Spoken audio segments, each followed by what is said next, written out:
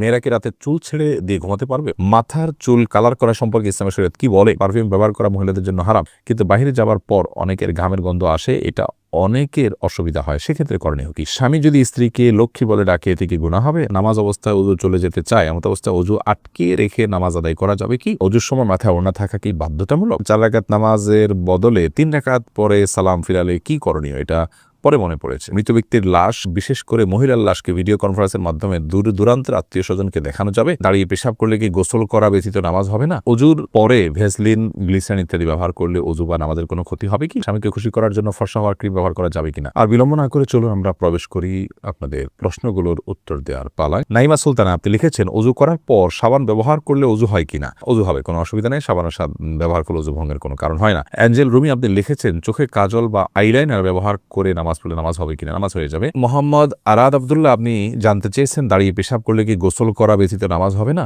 দাঁড়িয়ে পেশাব করলে যে গোসল করতে হবে এমনটি বাধ্যতামূলক নয়, বরং দাঁড়িয়ে পেশাব করার পরও আপনি গোসল ছাড়া নামাজ আদায় করতে পারেন। দাঁড়িয়ে পেশাব করতে গেলে যদি আপনার শরীরে কোথাও ছিটে ফোঁটা লাগে বা পেশাব লেগে যায়, সেই জায়গাটা আপনি ধুয়ে ফেলবেন, ধুয়ে আপনি সালাত আদায় করতে পারবেন।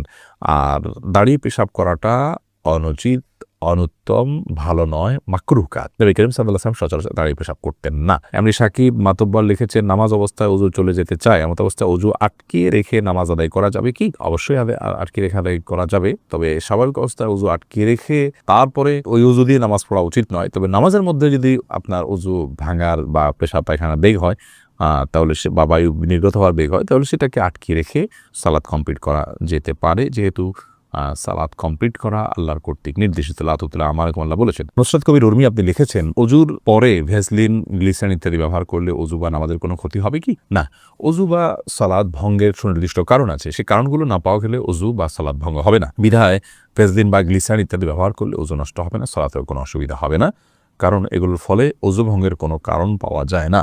ওযু ভঙ্গের মৌলিক কারণ হলো শরীর থেকে যদি নাপাক বের হয় বা নাপাক বের হওয়ার মতো যথেষ্ট সম্ভাবনা তৈরি হয়, তাহলে সেক্ষেত্রে ওযু ভঙ্গ হয়। এছাড়া সাধারণত ওযু ভঙ্গ হয় না। অতএব ভ্যাসলিন, গ্লিসারিন ইত্যাদি আপনি ব্যবহার করেছেন, কোনো নাপাক বের হয়নি আপনার শরীর থেকে, বিধায় ওযু ভঙ্গ হবে না। সুইট আপেল আশিক এই আইডি থেকে আপনি লিখেছেন, গরুর ভুঁড়ি খাওয়া যাবে, জায়েজ হবে কি? গরুর ভুঁড়ি খাওয়া জায়েজ আছে, আপনি যদি খেতে আপনার রুচিতে না করলে আপনি খাবেন না, এটা আপনার রুচির ব্যাপার, কিন্তু এটাকে পাক করে ধুয়ে পরিচ্ছন্ন করে আপনি খেতে পারেন, জায়েজ আছে। সুমন আহমেদ আপনি লিখেছেন, 4 রাকাত নামাজের বদলে 3 রাকাত পরে সালাম ফিরালে কি করণীয়? এটা পরে মনে পড়েছে। ফরজ নামাজ যদি 4 রাকাত যায়, 3 রাকাত সালাম ফিরে ফেলান, তৎক্ষণাৎ মনে পড়লে তো আরেক রাকাত পরে শেষে নামাজ হয়ে যাবে, কিন্তু আপনি উঠে চলে গেছেন, অন্য কাজ করছেন, তারপরে মনে পড়েছে, তাহলে আবার আপনাকে সে সালাত আদায় করতে হবে। আয়েশা আক্তার দারুদ্দোলান আপনি লিখেছেন, পারফিউম ব্যবহার করা মহিলাদের জন্য হারাম, কিন্তু বাইরে যাওয়ার পর অনেকের ঘামের গন্ধ আসে, এটা অনেকের অসুবিধা হয়, সেক্ষেত্রে করণীয় কি? তাহলে সেক্ষেত্রে ঘামের গন্ধ যাতে না আসে, সেই পরিমাণ হালকা, যেটা দূরের অন্য কোনো মানুষের নাক পর্যন্ত যায় না, জাস্ট দুর্গন্ধ দূর করতে পারে, এইটুকু আপনি ব্যবহার করবেন। ইসরাজান আপনি লিখেছেন, স্বামীকে খুশি করার জন্য ফর্সা হওয়ার ক্রিম ব্যবহার করা যাবে কিনা? ফর্সা হওয়ার ক্রিম সম্পর্কে আগে আমরা বলেছি, এটা থেকে আদতেই কি পরিপূর্ণ মানুষের রং চেঞ্জ হয়ে যায় কিনা? যদি পূর্ণ রং চেঞ্জ হয়ে মানুষের আকৃতি পরিবর্তন হয়ে যায়, তাহলে সেটা তো জায়েজ নয়। আর হালকা একটু ফর্সা দেখায়, এরকম যদি হয়, তাহলে চেক করা যেতে পারে। এরপরে আব্দুল মা এই আইডি থেকে আপনি লিখেছেন, মাথার চুল কালার করা সম্পর্কে ইসলামের শরীয়ত কি বলে? মাথার চুল কালার করতে পারেন, বিশেষ করে সাদা যখন হয়ে যায়, তখন নবী করিম সাল্লাল্লাহু আলাইহি ওয়াসাল্লাম এর হাদিস অনুযায়ী এটাকে কালার করাটাই হলো উচিত এবং সুন্নাহ। তিনি বলেছেন, ইয়াহুদিরা সাদা চুল রাখে, তোমরা এটাকে কালার করবে, ওয়াজান্নিবুস সাওয়াদ, তবে তোমরা কালো কালার থেকে বিরত থাকবে। অতএব মেহেদি বা এই জাতীয় কোনো ন্যাচারাল কোনো কিছু যদি আপনি কালার করতে পারেন, সেটা সুন্নাহ। এরপরে প্রশ্ন করেছেন হাবিবা, আপনি লিখেছেন, ওযুর সময় মাথায় ওড়না থাকা কি বাধ্যতামূলক? ওযুর সময় মাথায় ওড়না থাকা বাধ্যতামূলক নয়, বরং মাথার ওড়না ফেলে কেউ যদি ওযু করেন, ওযু করতে পারেন। যদি তাকে কোনো গায়রে মাহরাম পুরুষ দেখার আশঙ্কা না থাকে, তিনি মাথার কাপড় চোপড় ফেলে, ওড়না ফেলে মাথার, তারপর তিনি ওযু করতে পারেন। বরং আমরা যখন ওযু করার জন্য মুখমণ্ডল ধৌত করব, তখন আমাদের কাপড় যদি মাথায় থাকে, অর্থাৎ ওড়না যদি টানা থাকে, তাহলে সেক্ষেত্রে এগুলোতে কিছুটা হলো পানি লেগে যাবে, ভিজে যেতে পারে। এই জন্য মাথার ওড়না না রেখে ওযু করা যাবে। যদি মাথার ওড়না রেখে আপনি ওযু করেন এবং আপনার ওড়না খুব একটা না ভেজে আপনার অসুবিধা না হয়, আপনি করতে পারেন। মাসা করার ক্ষেত্রে আপনাকে মাথার কাপড়ের নিচ দিয়ে মাসা করতে হবে, কারণ মাথার ওড়নার উপর দিয়ে মাসা করলে সে মাসা বিশুদ্ধ হবে না। এটাই হলো জমহুর এবং বেশিরভাগ ওলামা ইকরাম, ফুকাহা ইকরামের মত। খোলাসা কথা হলো যে মাথায় ওড়না থাকা এটা বাধ্যতামূলক নয়, বরং মাথায় ওড়না না রেখে উজু করা যাবে। আর যদি ওড়না রেখে উজু করতে পারেন আপনি, তবে মাসা করতে হলে অবশ্যই ওড়না নিজ দিয়ে আপনাকে করতে হবে। এরপর 80 গ্রহণ আপনি লিখেছেন, মৃত ব্যক্তির লাশ, বিশেষ করে মহিলার লাশকে ভিডিও কনফারেন্সের মাধ্যমে দূর দূরান্তের আত্মীয় স্বজনকে দেখানো যাবে। মৃত ব্যক্তির লাশ যদি নিজের কোনো আত্মীয় স্বজনকে দেখান দূরের, আর মৃত ব্যক্তি মহিলা হয়, যাকে দেখাচ্ছেন তিনি যদি তার মাহারাম হয়, তাহলে দেখালে গুনাহ হবে না। তবে সেটাকে ভিডিও করে রাখা, ছবি তুলে রাখা অবশ্যই অনুচিত কাজ, কারণ মৃত্যুর পর মানুষের আকৃতিতে অনেক সময় পরিবর্তন হয়, কিছুটা বিকৃতি ঘটে থাকে।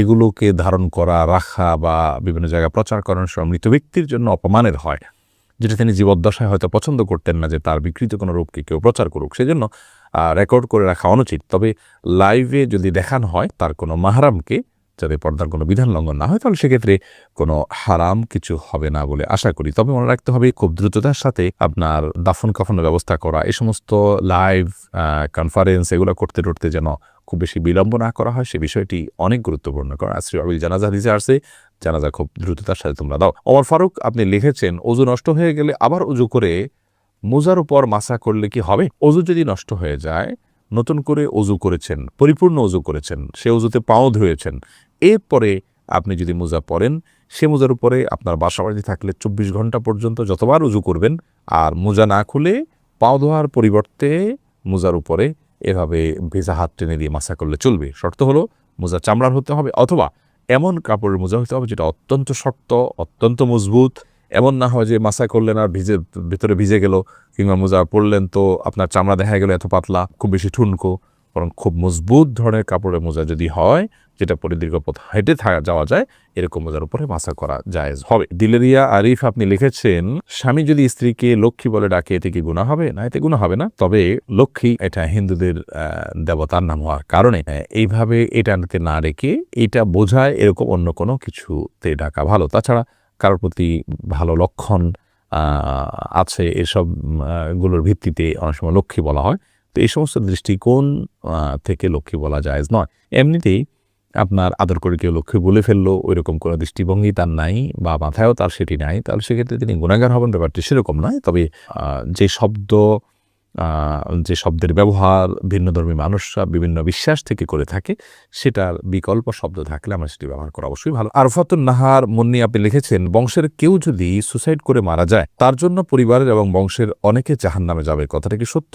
আর যারা সুইসাইড করবে তারা কি কখনো জান্নাতে যেতে পারবে না? অবশ্যই পারবে, যদি আল্লাহ তাআলা তাদেরকে মাফ করেন। তবে সুইসাইড করাটা গুনাহ, কবিরা গুনাহ, অপরাধ কর্ম করতে করতে মারা গেলেন, এই বিষয়টি অত্যন্ত জঘন্য এবং গর্হিত। আল্লাহ চাইলে তাকে মাফ করতে পারেন। আর কেউ সুইসাইড করে মারা গেলে তার পরিবারে কেউ জান্নাতে যাবে না, সবাই জাহান্নামে যাবে, এটি একেবারেই অনর্থক কথা। কারণ আল্লাহ তাকে কোরআন করে বলেছেন, ওয়াল্লা তাজিরু ওয়াজিরাতুন ভিজরা উখরা, একজনের পাপের বোঝা অন্যজন কখনো বহন করবে না, আল্লাহ তাআলা এটি কাউকে চাপিয়ে দেন না। বিধায় এই কথা সত্য নয়। এমনি কামরুজ্জামান রনি লিখেছেন, মেয়েরা কি রাতে চুল ছেড়ে দিয়ে ঘুমাতে পারবে? পারবে, কোনো অসুবিধা নেই।